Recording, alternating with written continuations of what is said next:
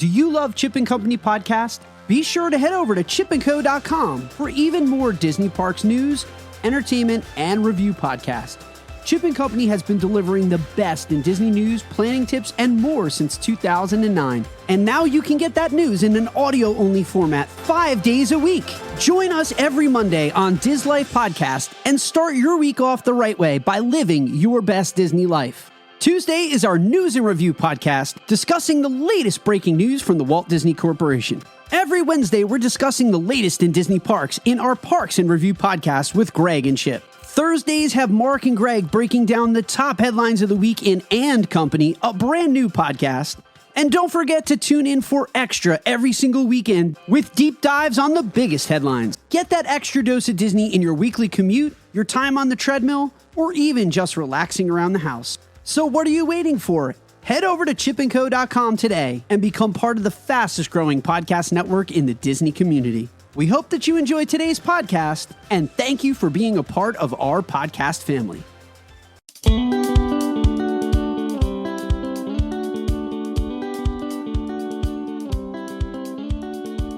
And now, the two most unfortunate souls in the podcasting realm, Greg the Disney fanatic and Diz Life Marc. Hoy hoy everyone, and welcome to And Company. This is the show here at the Chip and Company Podcast Network where we dive deeper into our week's top articles. We're going to take the top 4 articles that you out there in Chip and Company land have clicked on the most, have interacted with the most, and left the most comments on. It could be anything that comes, and it could be anything that we are going to talk about. This week, we're going to be talking a little bit about unfortunate passings. We're going to be talking about some Mickey's Not So Scary Halloween Party information. And Marc, there's a little tiff apparently between JoJo Siwa and Candace. Candace, what is her last name? Cameron Burr. But as always, we will go through our Rushmore where we rank the top 4 things. And this week I have the hot, spicy take of the week. Trust me, it's hot and spicy, and I'm going to offend somebody out there in this world. But as always, I am joined by my cohort here at the Chip and Company Podcast Network, Mr. Marc Valentine from Diz Life Podcast. Marc, how are you doing today? I'm doing very good. You were very muted in that beginning. You are, I hope this is not all on my account of coming and joining you guys. I still look for a healthy dose of irreverence and a little bit of wacky here, man. So it was a little bottled up from what I'm used to with you. Are you okay? How you doing? I am doing amazing. Listen, I was trying to stay calm because my spicy take got me fired up, and I was like, I did breathing exercises before we started. That's what it is. Maybe I shouldn't do breathing exercises ever again and just go with things. Secondly, as a point of inquiry, my friend, is that her name is Candace Cameron Burr? Burr, as in like Aaron Burr, as in like not Burr, like but Bure, like C. Burr, A. Ham. Yes, exactly. Where am I going with this, Marc? Well, I have lost my spot already. We had a perfect opportunity for like a Hamilton joke. We could have like did J. Siwa, A. Burr. You know, we could have did like one of those C. Burr. C. Burr. Yeah. CC Burr? Because there be a duel going down in Hollywood, and that is spicy. But stay tuned. Now, when is there not something going down in Hollywood like this? Now, this is two people. You know what? We're going to save it for the article. But yeah, listen, it's great to have you here. Thank you so much. Thanks for joining the Chip and Company Podcast Network with Diz Life Live, Diz Life Podcast on Mondays. This is growing. Things are getting really exciting here, and I'm very happy for it. Dude, it is the fastest growing podcast network in the Disney podcast community right now. What Greg's talking about, if you haven't yet figured this out, is we have 5 days of Disney podcast. Start your Monday with Diz Life Podcast. Live your best Disney life to start the work week. Then you have Disney News and Review on Tuesday, Parks and Review Wednesday, and Company Thursday, and then Parks Extra. I just like extra. Extra. Well, I can see why. I mean, you obviously styled yourself after Mark McGrath. Extra. Yeah, listen, you know what it is, Mark? We are consummate dance partners right now. You take the lead on Mondays. I take the lead on Thursdays. I forgot to take the lead on Thursday. I was just like, I'm just going to follow this one. So anyway, let me get back into go ahead. Nope. See, we're stepping on each other's toes. I was going to say, can I be Patrick Swayze? Because I had the time of my life. I'll catch you. I will be your Jennifer Grey. I'll catch you. Well, you said she was in my favorite one of my favorite movies of all time. You said dance partners, but that's where my mind went. No, I'm with you. Now we're on to Jennifer Grey. She was in a movie called Wind that was about the America's Cup. Yes, and she had the Whopper. Oh, I'm very familiar with the movie Wind. Again, listen, are you 80s? Are you a pre-nose or post-nose on Jennifer? It doesn't matter. I just love. It doesn't matter. Thank you. That is the correct answer. Anyway, moving on this week, our top 4 articles of the week that you chose out there in Chip and Company land. Mark, where are we starting this week? Please, let's get this rolling. Yeah, so let's start with a little bit of a somber article. Really? We're going to go somber right off we're all hyped up like, let's go. By the way, on a sad note, go ahead. I'm sorry. Well, on a sad note, I mean, people clamored and people wanted to see and pay their respects. But as you may have noticed from our introduction, the woman who lent her voice to Ursula, the American actress and singer Pat Carroll, best known as Ursula in the Disney's Little Mermaid movie, has passed away at the age of 95. She did pass away in her home at Cape Cod, Massachusetts on July 30th while recovering from pneumonia. Many recall that in 1989, Carroll portrayed the sea witch Ursula in the animated iconic role in Disney's Little Mermaid, singing Poor Unfortunate Souls. She called that role one of her favorites and reprised it in several other productions for Disney. According to Disney Wiki, she returned to the Little Mermaid franchise in 2000 to provide the voice of Ursula's sister, Morgana, in Return to the Sea, and later reprised the voice of Ursula in House of Mouse, the Kingdom Hearts video games, The Wonderful World of Mickey Mouse. Carroll also voiced Nanny or Granny in My Neighbor Totoro. I don't know what that movie is. Totoro? Yeah. Totoro. Yeah. You have never seen a Studio Ghibli movie? Nope.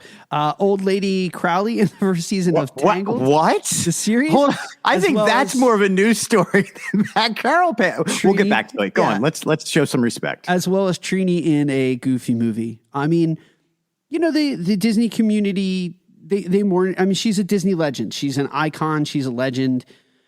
Ursula is one of, I'm just going to go out there, man. She's probably one of the best Disney villains. I know this isn't our Rushmore of the day, Greg, but let's do a random Rushmore like we did last week. And let's try to turn this let's turn this frown upside down. Who's your Rushmore of Disney villains? I need to know right now. Didn't plan it. You have no idea this is coming. Boom. Random. Chernabog, number 1. Number 2 would be Scar. Number 3, you're looking at Ursula, obviously. And number 4, I just drew a horrible blank. Let's go with Muntz from Up. Not bad. Evil Queen, Snow White, Maleficent. Boom. You left Maleficent out, brother. Because they toned her down with a Maleficent movie that I actually feel sorry for her. I feel something for her now. Ursula has to be in the top 4. And Hades, you've got James Woods. Hades. Hades is just too fun. Like I would love to work for him. Pat Carroll. Mark, you're more entertainment savvy than I am. Who played Mrs. Brady on the Brady Bunch? Just follow along. Just go along. Whoever the actress was on that. I'm Florence Henderson. Thank you. Okay. Wow. Why did I pull that one out? Everybody calls Florence Henderson the mother of TV. Like she just was. Well, Pat Carroll played the mother of Shirley Feeney on Laverne and Shirley. She was the mother of Suzanne Summers from Too Close for Comfort. She was in some amazing things outside of Disney. Game shows. You don't say, to tell the truth, match game, password, I've got a secret. But she started off in the 50s where she won Emmy Awards for Caesar's Hour, The DuPont Show with Jane Allison, Danny Kaye Show. She was on Red Skeleton, Carol Burnett. More importantly, she won a whole bunch of Grammys for her one-woman act on Gertrude Stein that apparently was one of the best documentary or dramas of all time. She was not just Disney. She was Broadway. She was old school TV. She was part of the Rat Pack without being part of the Rat Pack. She's an amazing actor, amazing actress, amazing human being. She did give a lot to humanitarian rights efforts across this world.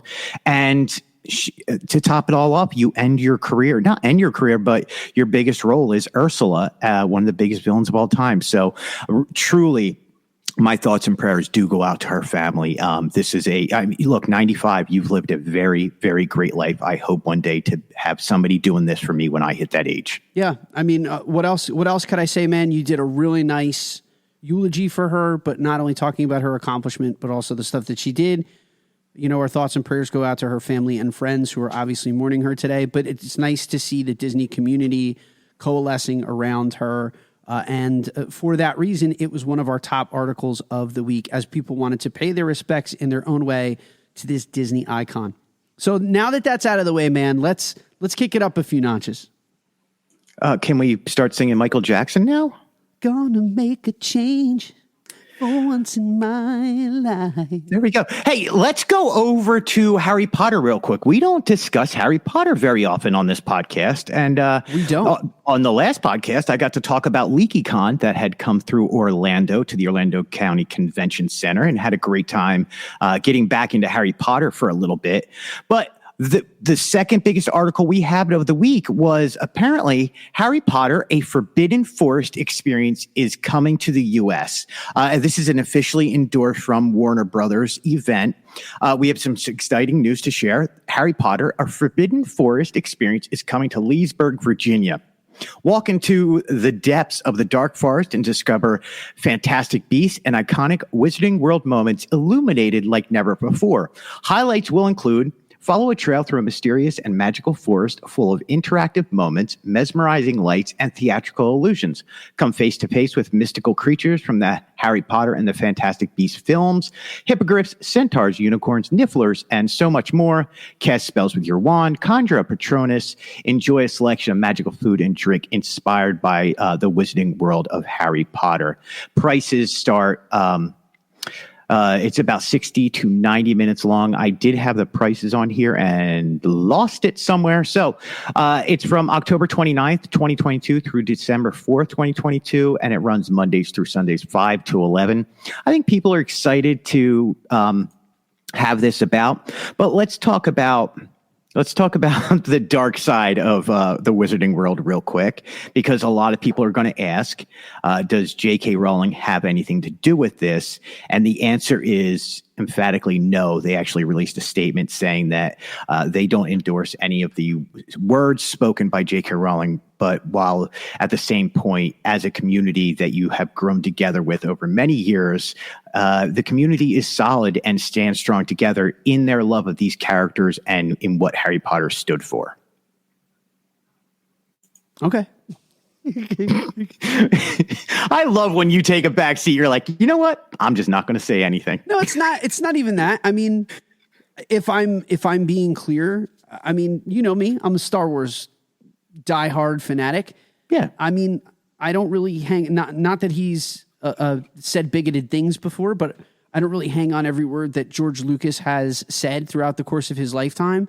I enjoy the intellectual property that he created, but the truth be told is, like, I could find out some really horrific things about George Lucas and in his past, like they could surface at any point, and it's not going to change the way that I feel about Star Wars. So, you know, the community shouldn't change the way that they interact with the content. If you love the content, separate the content from the creator.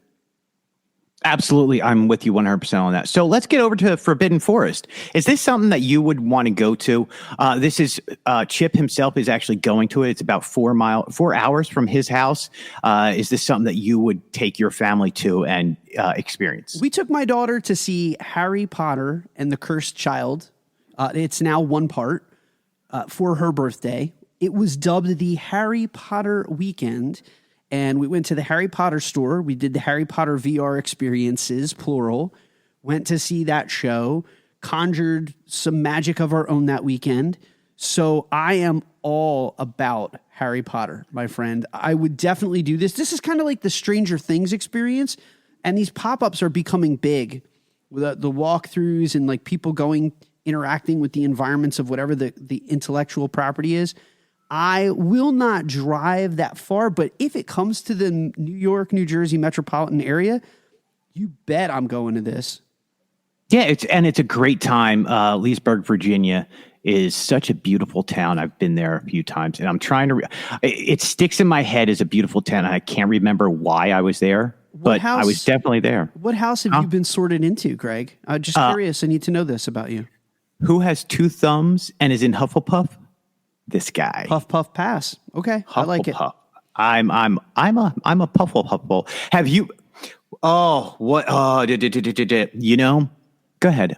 It's going to take me a few moments to remember the play. The play that came out. Puffs. Have you ever seen the play Puffs? I didn't have a chance to see it on its off-Broadway run. And I'm very regretful that I didn't go to see it. One of my greatest nights of theater in a small town, Georgia, was watching them put on the version of Pups they put on, to the point where at one point I think I almost was asked to leave because I was on the floor crying and laughing, and just it was so relatable and amazing. If you are out there and you ever get a chance to see the play, I do believe you can rent it on Prime, Amazon Prime. It is called Puffs, Puffs. It is about the Hufflepuffs behind the scenes while everything else is happening in the world of Harry Potter, while the books are going on and the movies are going on. This talks about what the Hufflepuffs are doing during that whole thing. And it's, I'm telling you, brilliant. As a Slytherin, I'm sure that I am not welcome, since it was my house that is somewhat responsible for killing the patron saint of the Hufflepuff house. Cedric Diggory, rest in peace. Sorry, buddy. Too soon? Wow. Too soon? Way too soon. What was that, 98, 99? That hurts. I've never forgotten Robert Patterson forever. Puff, puff, can pass. we just keep him as Cedric Diggory and not bring up the Robert Patterson thing? Because I still can't forgive him for being a sparkly vampire. Oh, come on. Get over it. He's amazing. Have you seen The Lighthouse? He's amazing. Have you read Twilight? Yes, I actually have. I am sorry that we both have in this world. It is such a tragic that we would subject our brains to this. Greg does not represent me in this matter. I have read Twilight, and I want to let you know that I am Team Edward. No, you are not. Your Team Nothing. I am not Team Jacob. Nobody likes that book. It was just like, mass hysteria took over this world, and we all had to do the Twilight thing. All right, nobody really likes Twilight. Fun facts about Marc. Not only did he watch Sophia the First when his daughter would leave the room, I also have read an extensive amount of young adult novels in my short time on this earth. Fun facts, Greg. You learn these things about me. I have a feeling we could probably have full-on conversations about a lot of those young adult novels. Some of them are really well written. Well, they're really good. So here's the thing, man. I'm a creative, so I'm not very judgy when it comes to stuff. Like, it takes a special mind to create stuff like that, and I salute those people. And people who are very judgmental of that kind of stuff, go out and write your own. I always tell people, being a critic is easy. Go out and write your own. Make your own fantastical universe filled with vampires. Unless you write Twilight. And werewolves. No, man. Good for her. Good on her. No, not good on her. You have to hold people accountable for what they put out there. Like, when you put out Dribble, You should be called out. Drivel, stop it. Oh my gosh. We're not even to your hot take yet. Yeah. Not even. I'm spicy today, man. So you, Marc, get the wonderful job of reading this. This is amazing. I'm so happy for Halloween to come back. I've actually gone to Magic Kingdom every day waiting for the first bit of information and things to pop up, decorations to pop up. Please fill us in. Yeah, well, we're right around the corner. So August 12th. So welcome, everybody. Everybody could not wait to see Foolish Foodies. Welcome to the wickedest Disney food guide of the year. So far, that is. If you're a fan of the spooky season, you are in for a treat because this year, Mickey's Not So Scary Halloween Party at Magic Kingdom is filled with plenty of eats and treats to get you into the Halloween spirit. The culinary teams have conjured up some frightfully fun delights for you to indulge in during your trip to the Magic Kingdom Park during the Halloween season. And the beloved event of the Halloween party will be held on select nights starting August 12th all the way through October 31st. As you enjoy the evening filled with can't miss entertainment, some of your favorite characters, the beloved Mickey's Boo-to-You Halloween Parade, and of course, candy like M&M's, Snickers, Skittles, and more. Let your taste buds join in on that fun with delicious items they've announced like the sweet almond corn cake at Pico's Bill, Tall Tale Inn and Cafe, the worms and dirt funnel cake at Sleepy Hollow Refreshments. These delights are sure to put a spell on you.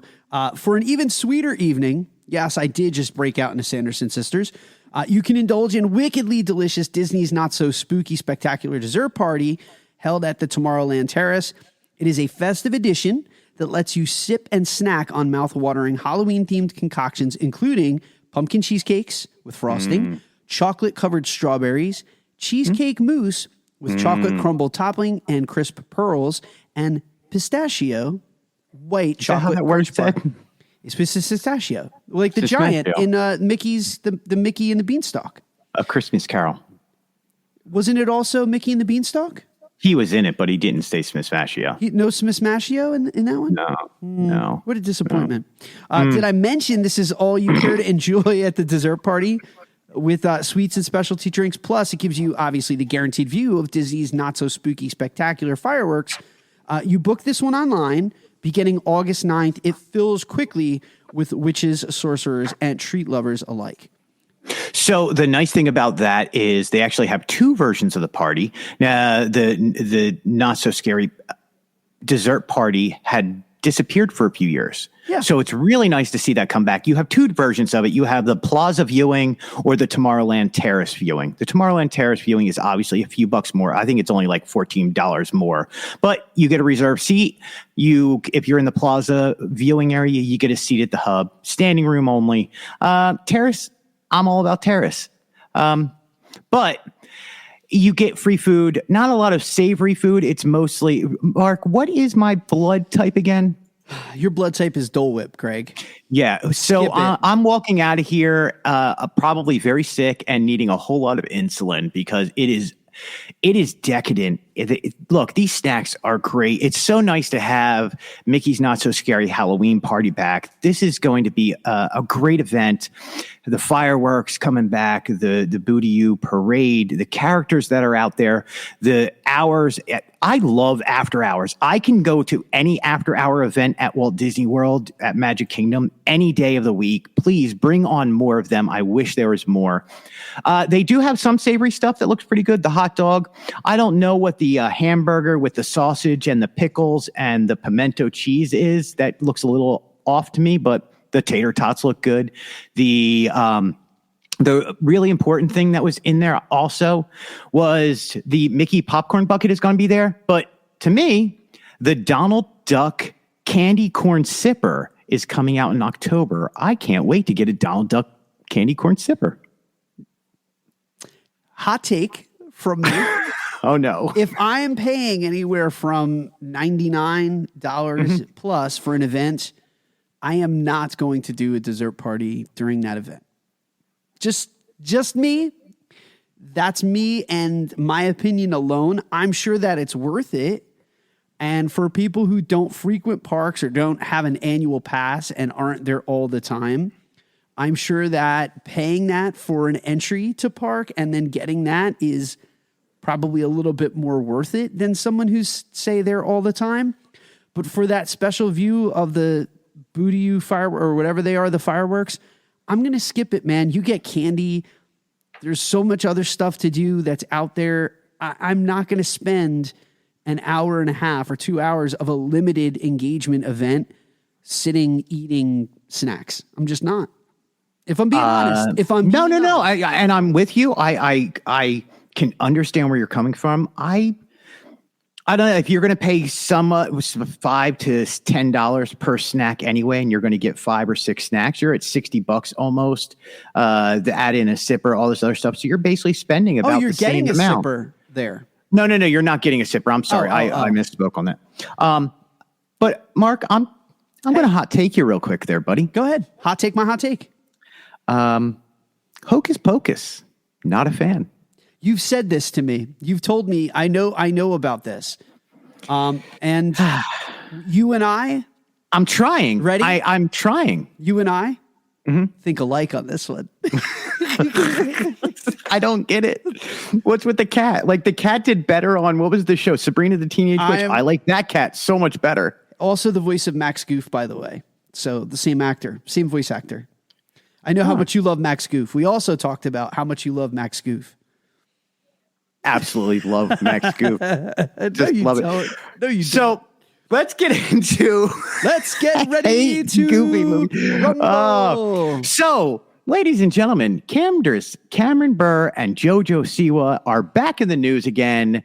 Full House star Candace Cameron Burr has been trending after a viral TikTok by JoJo Siwa claimed that she was, quote, rudest celebrity I've ever met. Burr was at first confused and shocked by the claim since her memory they had a good interaction when they were both featured on the Kelly Clarkson show.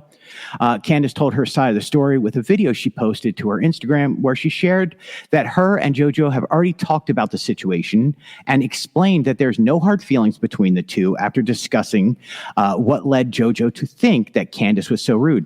In fact, they both took the moment to remember how important it is to choose your words carefully because they do impact other people, both positively and negatively. You can watch Burr's full video and explanation over at the Chip and Company website. We're glad that the two have made up and were able to explain their sides of the story and will continue to spread positivity rather than perpetuate the misunderstandings. Be sure to check back here at Chip and Company for all the updates on that. Simple as this is a story that was out a long time ago. It got cleared up. Obviously, it ended up back in the entertainment news. People wanted to hear about this because some people thought this was new. JoJo Siwa is a younger entertainment out there. And sometimes when you're younger, you are very quick to put out negative or not understand how those repercussions will affect both your fans and other fans. And at that age group, your fans can become very defensive of you. Their fans can become very defensive of them. And a brouhaha will exist. It's nice to see that these two had patched things up previously and were able to come out onto the airwaves and let the fans know that everything has been patched up. The misunderstanding has been worked out. Let's move on. Most disputes die and no one shoots. 1, 2, 3, 4, 5, 6, 7, 8, 9, 10. It's the 10 dual commandments. I got nothing, Mark. This didn't happen in Hoboken. Do you want my... It didn't take place in Hoboken. I always find things of this magnitude to just be very silly, given the real and legitimate problems in the world.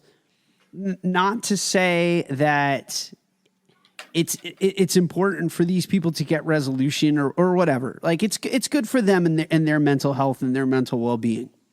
But if I had the hot take this week, man, I would have probably have gone off on social media and TikTok and people thinking that that's like the real world. JoJo Siwa going on TikTok complaining about some slight that she felt like befell her when she was a child, star in this industry is just so unimportant given the real problems in the world, the economic hardship that people face, the struggle that people are going through on a daily basis, the the problems in the world in terms of like political strife and, you know, the very real wars and conflicts are going on. The last thing that I care about is that JoJo Siwa was put off by Candace Cameron at one point in her life. I think that this is, if you wonder why people are so upset at Hollywood, I would put this out and be like Exhibit A. So you are not going to be on Team J-Swa? I'm not on either. Team Burian?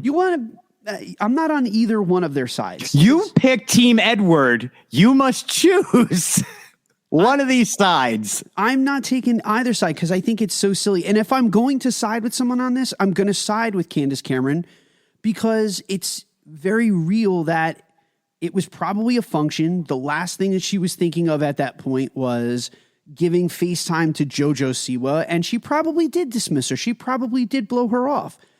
But it's Can I tell you, I don't even know what the original thing was about. Yeah, I literally just read that. Like, I don't pay attention. That's probably why I don't understand entertainment names and people. I don't pay attention to that. And it's not that I don't want to. It's just I don't have the brain capacity to add more stuff onto it. No, but you know why people like this? And I'm going to be honest. Like, I'm not making fun of the people who click on this. Here's the reason that we click on this kind of stuff is we like to know that money and fame doesn't solve all problems. This is the tea for us. And we like to read about scandal and we like to read about people that are rich and famous. And the great thing about them is they're human and they're not above this stuff. They put on their pants one leg at a time, just like us. They go through fights. They go through spats. They have issues. And we like to see the frailty in these people. And that's why we click on this kind of stuff. But if you want me to be truthful when it comes to this article, I think it's kind of silly that people care that much about JoJo Siwa and Candace Cameron. And I know that you're a fan of JoJo Siwa, man, so you're going to defend her because you guys rode Guardians of the Galaxy Cosmic Rewind together. But dude, I'm Team J-Swa. So I don't even know what she's famous for. Other than riding with me on Guardians of the Galaxy. Chip, anybody's famous. Chip, what do you think about this? I need Chip to sound off on this one. Where's Chip? Mark, where's Chip? When last we saw Chip, today, he was actually wandering through the Odyssey building looking for the new Push, the talking trash can. It had just returned to action following years of absence. Listen, if you hear a trash can screaming about being let out or someone pushed me inside, quote unquote, or I'm really Chip Confer from Chip & Co., just move on. These trash cans sound so real anymore. So you're saying he probably fell into Push? Nope. He probably climbed in to get a better view of the proprietary mechanics of it. I know nothing. I didn't hear anything. I didn't see anything. I'm just saying. I'm just speculating here. I feel like they missed a really good opportunity with Push. They should have had a Forky voice inside to go, I'm trash. Oh, yeah. Oh, now that is something I can get behind. And as always, hopefully we will hear back from Chip soon. We do have work to get done. So, Chip, wherever you are, I hope you are not in the trash can. We salute you. Now, this week, Mark, you are going to give us the Rushmore. You're going to give us your top, whatever it is you are going to do. And it looks like you are doing a Rushmore of your top Pixar films. Well, today is August 3rd. We are taping this on August 3rd. And wouldn't you know it, that much like both you and I predicted on Disney Life Podcast, that Lightyear dropped today on Disney Plus. If you didn't know that, ladies and gentlemen, go, if you have a Disney Plus subscription, go and check out Lightyear featuring Chris somebody. Why am I Evans? Evans, thank you. Oh my goodness. Oh my God. Whoa. Like, wow. I'm hungry right now. I smell the tacos upstairs and like my brain is starring Chris Evans. He was masterful in the movie, but yum. Lightyear make my top 4 films. Here are my top 4 Pixar films of all time.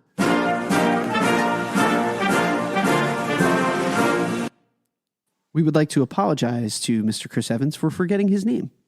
My apologies. All right, man. Here we go. Let's go number 4 all the way down. Number 4 on my list of all-time Pixar films. Finding Nemo is coming in at number 4. The story of Marlin, Dory, and Nemo It is just such a beautiful film. I love how funny it is. I love how heartfelt it is. I just love that world. I'm hot take. I also love Finding Dory. I kind of view the two films as like bookending each other, but there's just something about Finding Nemo that is really beautiful and it's really special. I love the way that it ends with the rolling waves and that serenade of music. You kind of just sit there and appreciate what you saw. This film was gorgeous and it was beautiful. And it was one of the earlier films for Pixar Studios for us to see what this studio was able to do with animation and the way they were able to push the envelope. Albert Brooks is one of my favorite all-time actors. His portrayal of Marlin is just one of the greatest things I think has ever been done in an animated film. And man, Ellen DeGeneres as Dory, talk about a Disney icon. Ellen DeGeneres is like, she's my boo, and I love her. Finding Nemo, number 4. Number 3 for me, I'm going to be honest, my number 1 through 3 can change depending on what order I've seen them. So if I saw this movie last, there's a good shot it would be over at number 1. I love Coco. I think Coco is one of those films that was just so underappreciated when it came out. I love the story and the narrative that it tells. I love the way that the film is just so different that song takes on a life of its own. That song is like the main character. And it starts off as like a very light and airy "Remember Me," and you have the villain of the film singing the song. And then in the middle of it, it becomes, connected to the family. And then at the end, when he sings that to his abuela, to his grandmother, holy cow, like you're just a puddle and you're an absolute mess. Miguel is such a great character. Hector is so fun. The Land of the Dead is such a rich and vibrant animated location. I just love the story of Coco. I love the music. I think this film is so underrated. And I think it's, for people, they will always put it at the top. Don't sleep on Coco. The only thing, Disney, that I need is I do need a Coco takeover of the Mexican Pavilion. Make that happen sooner rather than later, please and thank you. Number 2 is going to shock a lot of people because I know they're going to think that this one should be number 1, but I'm going to break some hearts and I'm going to tell you that Toy Story 3 is the second best Pixar movie of all time. Ooh. Look, let's talk about Toy Story 3 for a second and how the perfect ending of Toy Story 3 was ruined by Toy Story 4. Toy Story 3 was the best ending for the Toy Story franchise. Toy Story 4 was the best ending for Woody's story. But I didn't like the way that Toy Story 4 vilifies the little girl. I can't remember her name right now. Bonnie. I don't like the way that they vilify her in Toy Story 4. But she's a kid who, like all kids, you just forget your toys and you move on and you're very fickle. I liked the fact that Toy Story 3 led you to believe that Bonnie was going to be just like him, a person that was going to love these toys for the rest of their life. And that wasn't the case. The toys got lost, they got broken, they got mistreated. So I didn't like the fact that a lot of the gang got put in the closet and put down and forgotten. I felt very bad with Toy Story 4. Toy Story 3 would have been the absolute perfect ending to the franchise. It's almost the perfect movie. Lotso is such a great villain. Going to Sunnyside and that part of the film was so great to get outside of the house and to expand upon the Toy Story universe. And the cast was more interactive in it. You didn't get as much Buzz Lightyear in Toy Story 4. It focused heavily on Woody and Bo Peep. So I thought as an ensemble piece, Toy Story 3 is the absolute perfect film for the Toy Story franchise. But it's still number 2 for me, Greg. Are you ready for my number 1? Please hit me with your number 1 Pixar film. The best film in terms of animation, humor, achievement, and just pulling at the heartstrings and just being a really good and reflective movie is Inside Out. Boom. Ooh. Inside Out is the best Pixar movie. The acting talent and the voice talent of that film is, again, spot on. Amy Poehler does such a good job as Joy.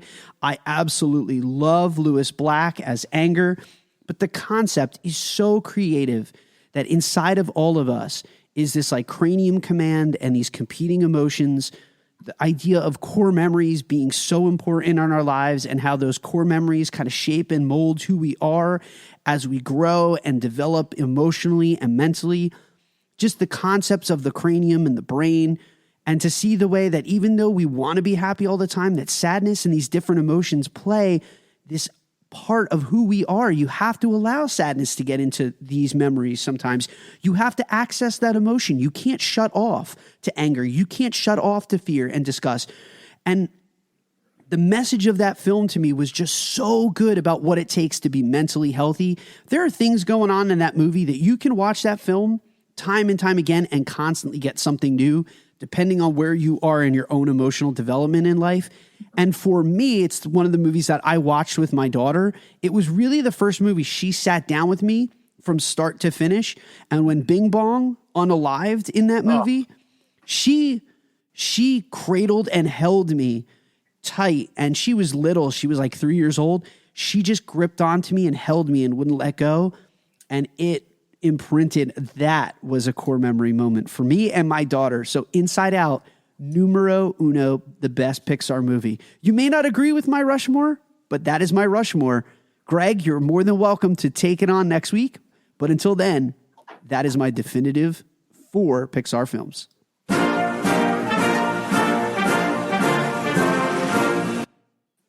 That was great, man. Look, I'm not gonna debate you. That is your Rushmore, and not only that, but I think it's spectacularly well done.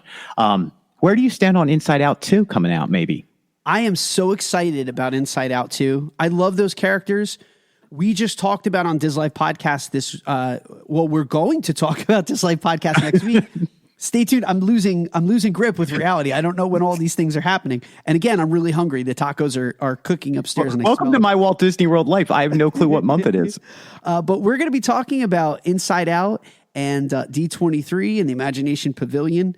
I am one of those people that I love Figgy, but I would not cry or shed a tear if Inside Out took over the Imagination Pavilion. There, I said it. Boom. There's my hot take, Greg. But let's get to your hot take. Hold on, before I get to my hot take, I'm gonna do a mini hot take. I just realized I think my hairline is receding. I just looked at the thing, and the headphones were pulling my hair back, and I was like, "That's a lot of forehead. That's a lot of shine." Mark, is nobody telling me something? It's not the head. It's not the headphones, man. You're losing hair.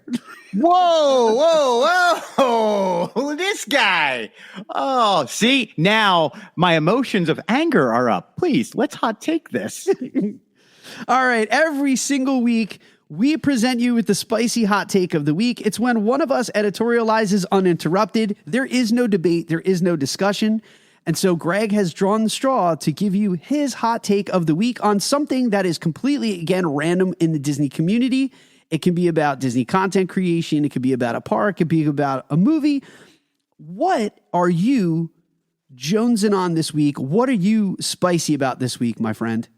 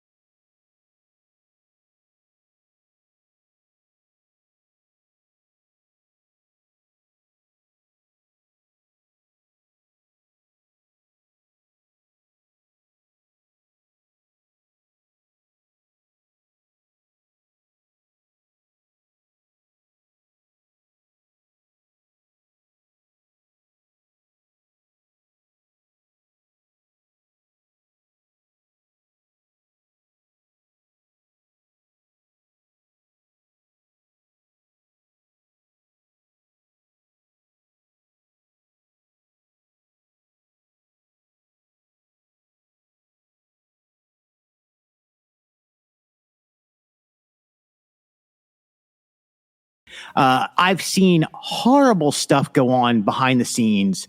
This is not about, listen, truly, this is not about those that are doing live shows from home, who are creating fun and engaging content for people to watch and enjoy.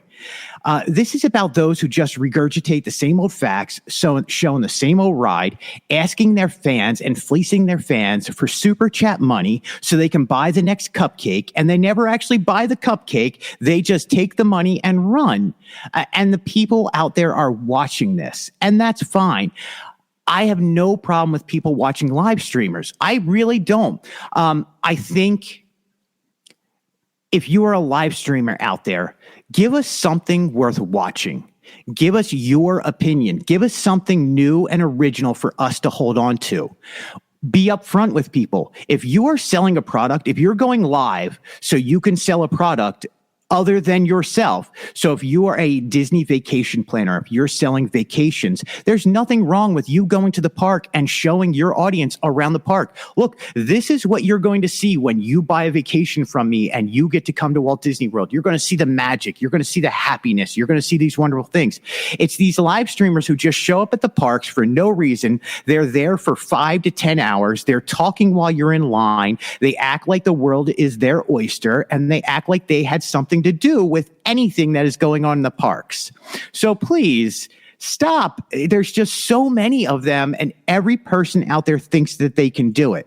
This does not include vloggers who are out there doing quick snippets, filming themselves in line, filming something new, because they are offering content that they are taking home, curating, editing down, and spending time with. This is about those live streamers who just sit there and talk to a camera the whole time and fleece their audience. There's my hot take this week. Live streamers need to get out of Walt Disney World, leave everybody else alone.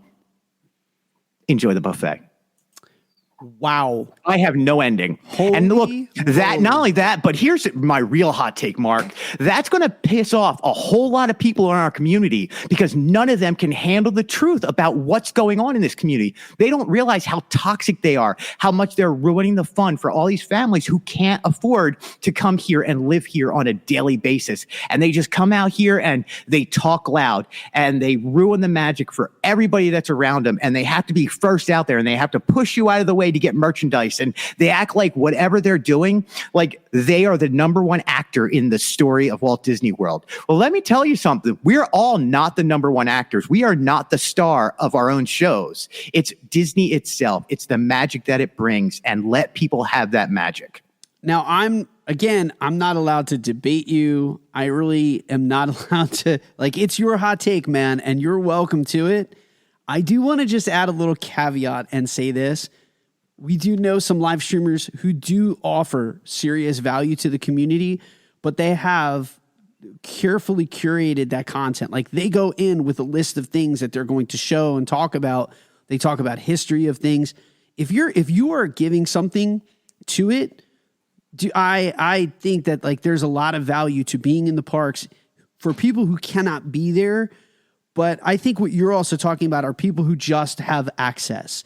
And they're just using that access to fleece their audience and get super chats and money out of the deal. And they're really not adding anything other than I'm here, give me money because I'm here. Correct. And it's those people who have carefully curated what they're going to show their audience, how they're going to engage with the audience. Here's some fun facts. This is something cool that you can only see if you come here and watch it this way. If you're curating content like that, you're putting an original spin on it. There's some good, and again, there are some good ones. There's some great ones. Here's the other issue. And again, I'm not debating. I just want to, because this is now we're having a discussion. Yeah, this is a really good discussion point. But I think as they are growing in number, when there used to be 5, maybe 10, it really was not off-putting to the regular park guests. But you can't walk around parks now without seeing literally dozens of people walking around with cameras and being in queues. So I think for the park goer, it's starting to grate, if that makes sense. It's starting to really grate because some of them are very intrusive on the experience of being at Disney. And I would say that I think eventually Disney will do something to clap back or clamp down on it. Right. Or just maybe make a certain number of people that are allowed to do it before they start to tell people you can't tape in line. That they're going to say, turn the camera off. You cannot tape in line.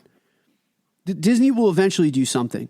Disney's going to crack down because their number one thing is the guest experience. And if you are inflicting any kind of negativity onto, and I'm not saying, I don't mean that in that way, but what I'm trying to say is if you are a negative impact on a guest who's paid money to be there, their day, and they complain about it, you best believe Disney will eventually do something about it. And it's don't ruin it for the people who do and can be respectful out there and create good content. Just curious what your thoughts are. How do you think Disney could crack down on the number of vloggers? Because there's getting to be a lot of them.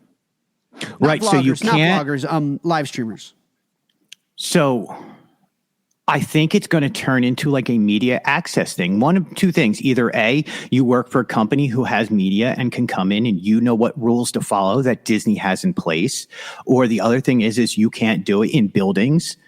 You can't do it in show lines. You can't do it in queues. You can't do it from shows. Because look, Disney owns all those shows. They own all the copyright to everything that goes in there. Mm-hmm. They own, not only that, but they own your live stream. You don't realize it, but Disney owns it. If you are filming on Disney property or taking a picture on Disney, in the rules of you buying a ticket or owning an annual pass, it says that they actually own all the rights to that. So could they take everybody down? They could. They could kind of crack down. I don't know. It's a slippery slope that they're going to. But technology is changing so much. Well, right now I don't think they will because I think they know it's free marketing, and I think they like it. As long as you were right, as long as it doesn't inflict any kind of harm on the overall guest experience, they're going to allow you to keep doing that. But so I'm from a Broadway background. You cannot film, you cannot photograph, you cannot stream Broadway shows. Mm-hmm. I'm going to out myself here. So I'm that guy that if I see on TikTok, if I see a live stream of a Broadway show or an intellectual property, I'm that guy, by the way. I'm the one that reported your feed. Just to let you know, it was me. Because it's against the rules. You can't do it. And I don't like it when people tape shows and tape live theater. Not cool, bro.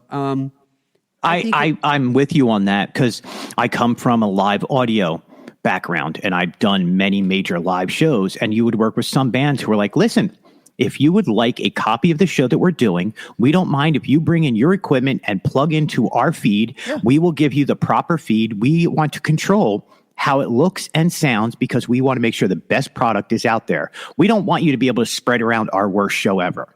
Yeah. And then you've got Fish, who just allowed everyone to put their recording equipment right on the lip of the stage.